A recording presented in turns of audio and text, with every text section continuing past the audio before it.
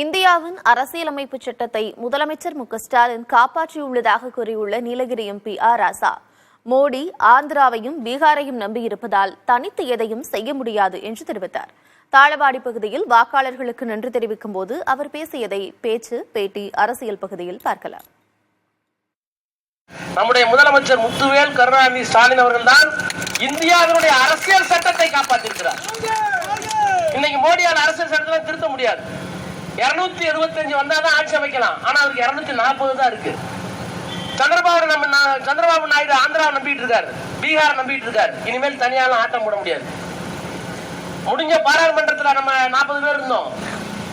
நம்ம கட்சி காங்கிரஸ் கட்சி 45 பேர், மொத்தம் 100 பேர் தான். மீதி எல்லாம் அவங்க தான். 350 பேர் 400 பேர் அவங்க தான்.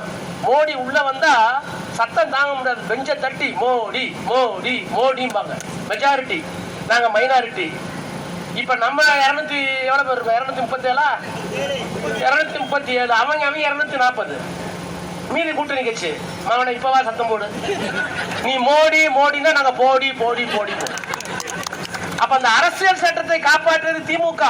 ஒரே தேர்தல், ஒரே மொழி, ஒரே மதம், இப்படிதான் நான் கொண்டு வருவேன். அரசியல் சட்டம் இருக்காதுன்னு சொன்ன அந்த மோடியை, அந்த மதம் பிடித்த யானையை அங்குசமாக இருந்து இந்தியாவை காப்பாற்றிய இயக்கம் திராவிட முன்னேற்ற கழகம். ஆட்சிக்கு வரல, மத்தியில் அமைச்சராக முடியல, அதனால ஒன்னும் வராது. எல்லாம் வரும். ஆடி கறக்கிற மாட்டை பாடி கறக்கிற மாட்டை எப்படி கறக்கணும்னு மு.க. ஸ்டாலினுக்கு தெரியும்.